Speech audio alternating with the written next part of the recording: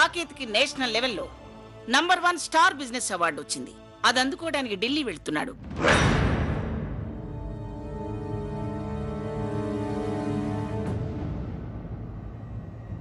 Granny,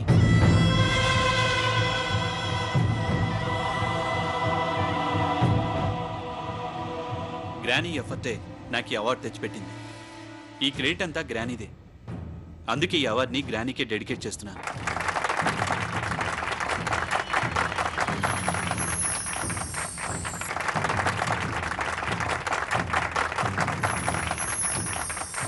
నా మనవడి స్థాయికి రావడానికి నా పెంపకం కారణం. నేను ఈ స్థాయికి రావడానికి మా నాన్నగారు కారణం. అందుకే ఓ వారం రోజుల తర్వాత సాకేత్ని, సాకేత్ కాబోయే భార్యని నా పుట్టిన ఊరు చీరాల తీసుకెళ్లి మా నాన్నగారి ఆత్మశాంతి కోసం పిల్లలకి ఆశీస్సులు ఇప్పించాలని అనుకుంటున్నాను. కళ్ళెదురుగా నా కన్న తండ్రిని నిలబెట్టి అవమానించి ఎప్పుడు పోయిన నీ తండ్రి ఆత్మచేత ఆశీర్వాదాలు ఇప్పిస్తావా? నీకు ఆయనెంతో, నాకు నా తండ్రి అంత కదా.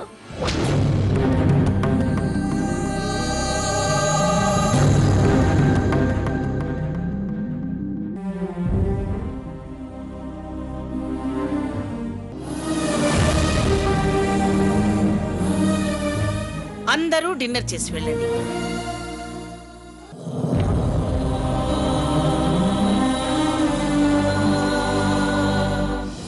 మేము బయలుదేరుతామమ్మా. పార్టీ ఎలా జరిగింది? బ్రహ్మాండంగా జరిగింది. ఏం సావిత్రి, ఇలాంటి వంటకాలు ఎన్నడన్నా తిన్నావా? పెద్ద పెద్ద వాళ్ళ పార్టీలకు వెళ్ళుండవులే. ఎలా తినుంటాం? ఏమిటి రామచంద్రయ్య, పెద్ద పెద్ద వాళ్ళు తిన్నాక తినొచ్చు కదా. మీరెలా తింటుంటే వాళ్ళు ఆబగా చూసుంటారు.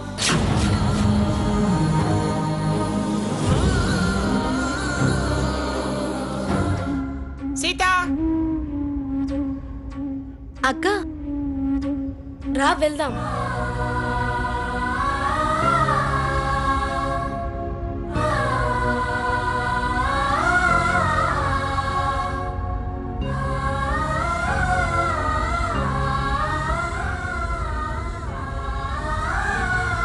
పార్టీ నచ్చిందా? మనసు చచ్చిపోయింది.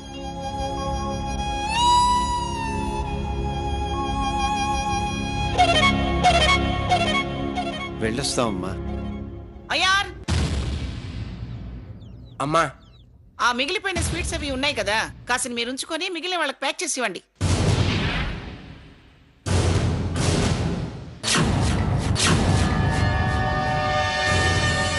పిల్లలు 4 రోజులు తింటారు కదా. అలాగే అమ్మగారు.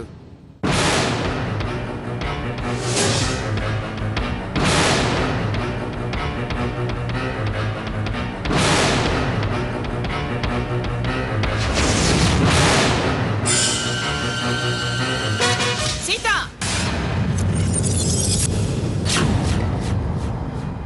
స్కూటీ తీస్తావేంటి? కార్లో వెళ్ళొచ్చు కదా.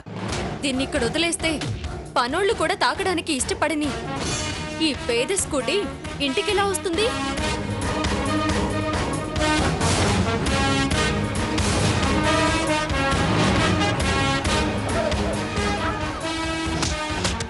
సీత, సీత,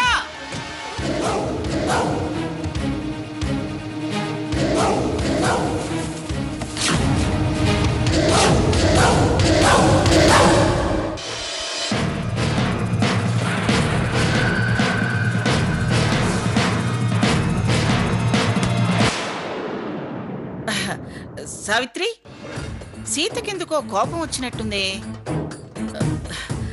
నేనేమన్నా తప్పు చేశానా, లేదా తప్పుగా మాట్లాడానా? అబ్బే, అదేం లేదండి. రేపు డ్యూటీకి వెళ్ళడానికి స్కూటీ అవసరం కదా, అందుకే దాని మీద వెళ్ళుంటుంది. అంతేనంటావా రామచంద్రయ్య? అంతే ఉంటుందమ్మా. వస్తామమ్మా. సావిత్రి, మీరైనా నా మాట విని కారులో వెళ్ళండి. మీరు కారెక్కకపోతే నేను బాధపడాల్సి వస్తుంది. అయ్యో, మిమ్మల్ని బాధ పెడతావా? మేం కారులోనే వెళ్తాం పిన్ని గారు. అమ్మవారు అవి తీసుకెళ్లి కారులో పెట్టు. రండి సారి. వెళ్ళొస్తాం పిన్ని గారు. వెళ్ళొస్తాం అమ్మా. ఉమ్.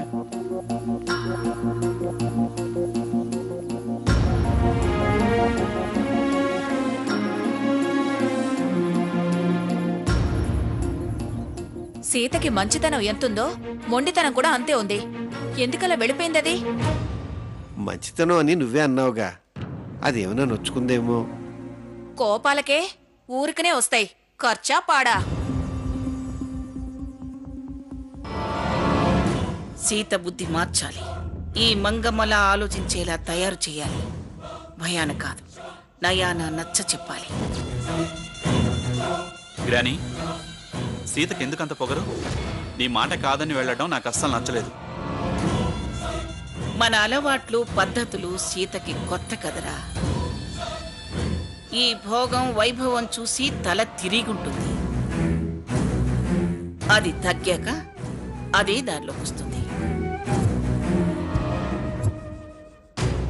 నువ్వేం సీరియస్గా తీసుకోకు. ఆత్మాభిమానాలు అన్నం పెట్టవరా కన్నా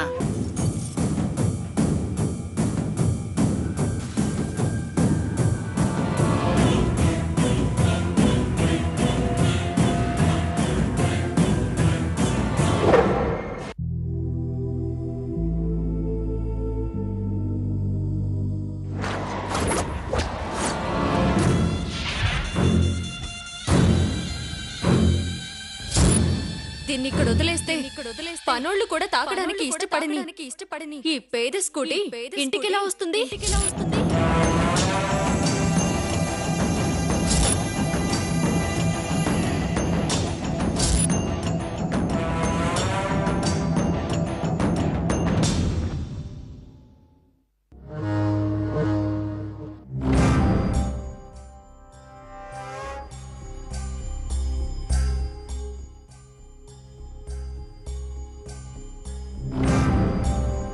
అత్తయ్య గారు,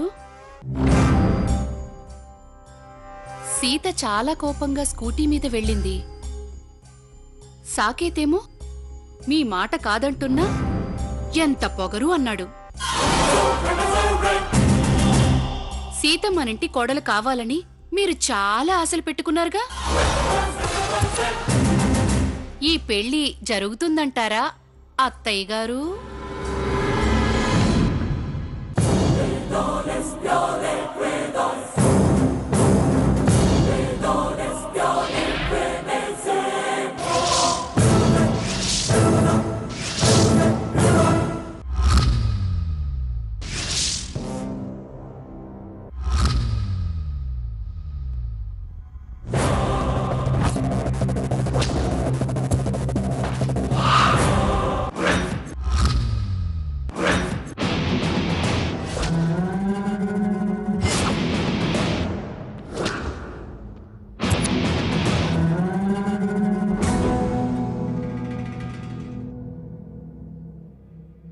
ఏంటే ఇన్నేళ్ల నుంచి చూస్తున్నావు?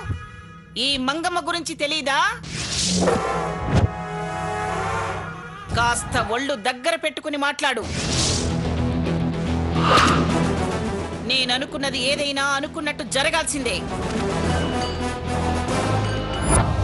నా సీత నా మనవడి పెళ్ళంగా నా మనసులో ఫిక్స్ అయిపోయింది. ఎవరికి కోపాలొచ్చినా ఈ పెళ్లి జరిగి తీరుతుంది, జరిపించి తీరుతాను. ఇంకొక్కసారి నా ముందు పిచ్చి మాటలు మాట్లాడితే పళ్ళు రాలగొడతాను, జాగ్రత్త.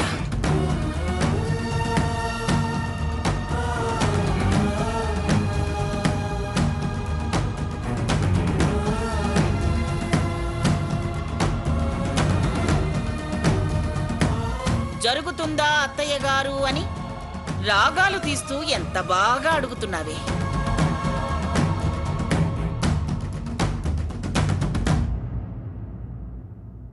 పోతలకి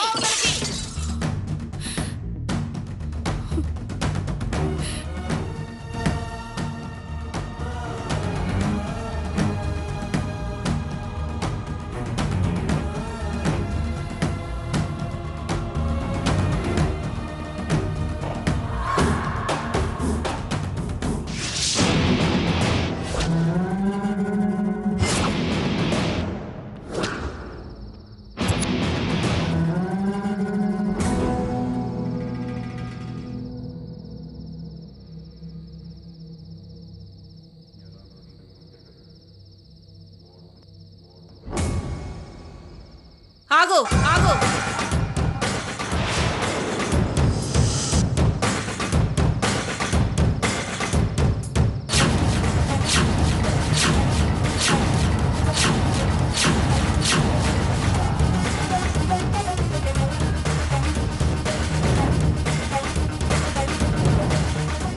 ఎందుకమ్మా? చెయ్యాల్సిందంతా చేసి ఎందుకమ్మా అని ఎంత అమాయకంగా అడుగుతున్నావే.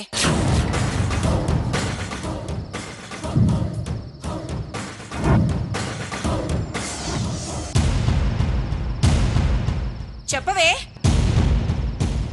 నేనేం చేశాను? ఏం పెంపకం పెంచిందే నీ తల్లి? జడ గుండెల మీద కాదు వీపు మీద వేసుకోవాలి అంది. అది నిజం చేశావు. వీపును ఎక్కించుకుని గారాబం చేస్తే ఇవాళ ఎగిరి మా గుండెల మీద తన్నావు.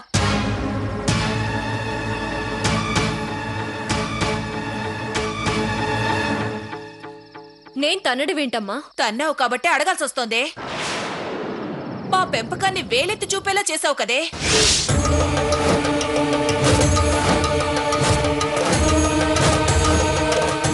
నలుగురు ముందు తల దించుకుని నిలబడాల్సి వచ్చింది. అసలు నీ మనసుకు నువ్వేమనుకుంటున్నావే? ఎందుకే నీకంత పొగరు?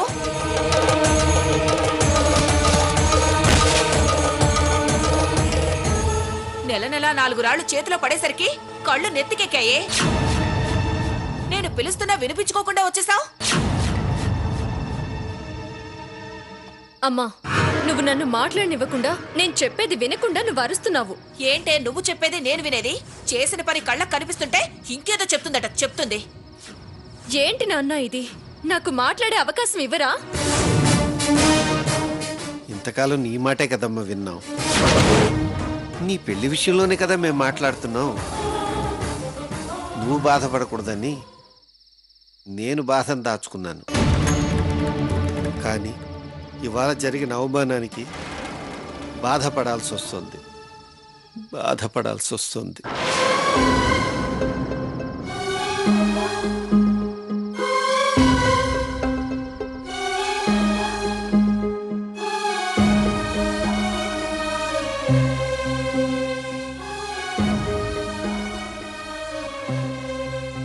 నాన్న, మీరు కూడా? ఏ తండ్రి అయినా కూతురు మాట వినకపోతే బాధపడాల్సిందే కదమ్మా.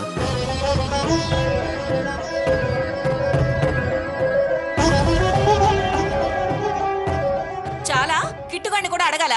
ఎవరిని అడిగినా నీదే తప్పు అంటారు. ఏంటమ్మా తప్పు తప్పు అని నన్ను అంటున్నావు? నీకు వాళ్ళ తప్పులు కనిపించడం లేదా? ఆ మంగమ్మ గారు అన్నన్ని మాట్లాడి చేసిన అవమానం నీకు తప్పుగా అనిపించడం లేదా?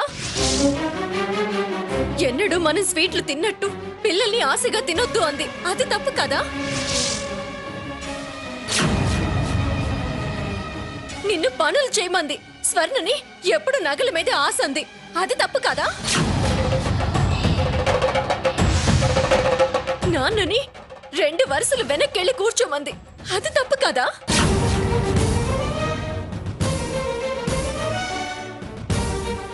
చివరికి ఇదిగో మిగిలిపోయిన ఈ స్వీట్స్ కూడా పని వాళ్ళతో సగం పంచుకొని ఇంటికి తీసుకువెళ్ళమంది. అది తప్పు కదా? అవన్నీ అవమానాలు కాదా?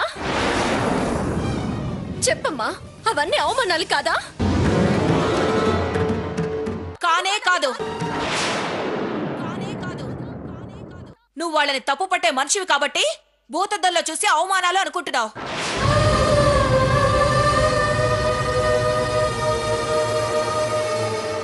బంధుత్వం కలవబోతోంది కాబట్టి చనువుతో పని చెప్పింది. నీ అనుమానానికి అప్పుడే సమాధానం చెప్పానుగా. ఆ వేడుక తన మన అనుకోలేదు కాబట్టి పెద్ద పెద్ద వాళ్ళు వస్తారు, 2 వరుసలు వదలమంది.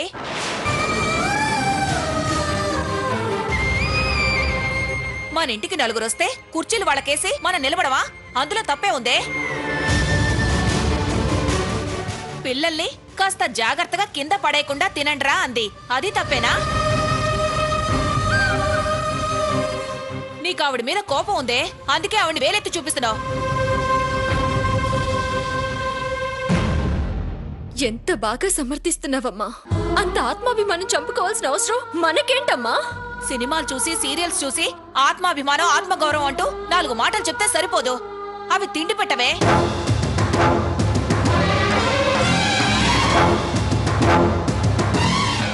ఆత్మాభిమానాన్ని చంపుకుని బతికే అవసరం నాకు లేదు. సీత,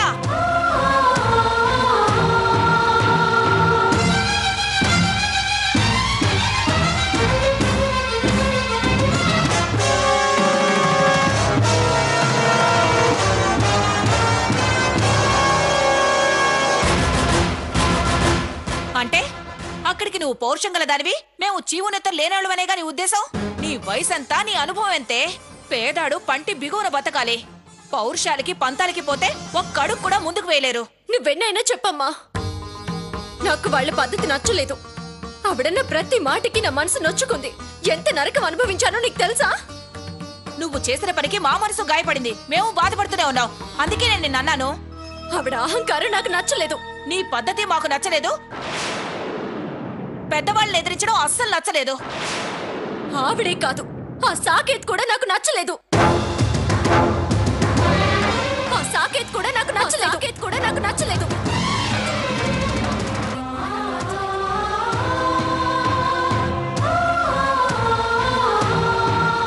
ఏం మనిషి అమ్మా అతను? ఆ గ్రాని తుమ్మమంటే తుమ్ముతాడు, ఆపుకోమంటే ఆపుకుంటాడు. అసలు వ్యక్తిత్వమే లేని మనిషి. నేను చేసుకోబోయేది అతనే కదా.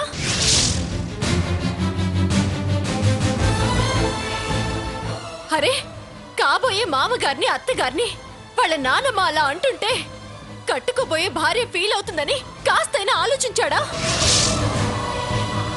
వాళ్ళమ్మ నాన్నల్ని అలా అనొద్దని గ్రానితో ఒక్క మాట అయినా అన్నాడా?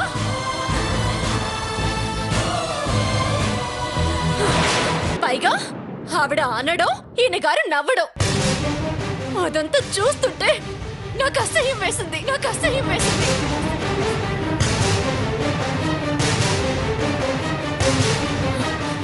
ఆవిడ సీతను బయటికి తీసుకువెళ్ళమంటే వస్తాడు. మా గ్రాని అంత గొప్పది, ఇంత గొప్పది అని చెప్పడం తప్ప నా ఇష్టాలు అడగడు. కాబోయే భార్య పక్కనుందన్న ఆలోచన కూడా లేదమ్మా అతనికి. ఒక పొగడ్త లేదు, ఒక మాట లేదు, ఒక మూరెడు పూలు లేవు. విగ్రహంలా కూర్చుంటాడు. ఉత్సవ విగ్రహంలా నన్ను కార్లో కూర్చోబెట్టి ఊరేగిస్తాడు.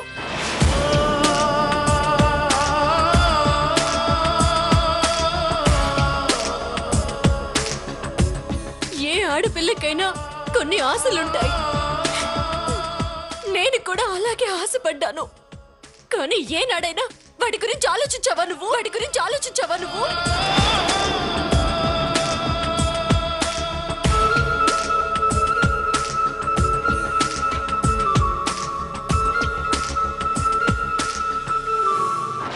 నేను అతన్ని చేసుకోదలుచుకోలేదు.